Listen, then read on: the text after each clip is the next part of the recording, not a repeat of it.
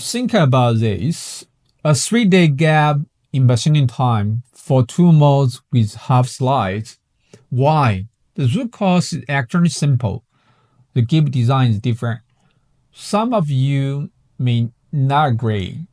You're like, the design time is the same, maybe even shorter. Yeah, you're right. But here's the catch.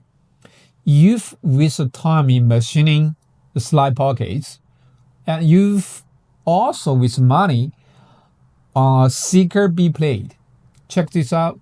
You only need to machine the big gives, and there's no need extra work on the B plate. And if you are planning to use a standard mold base, here's something you need to pay attention.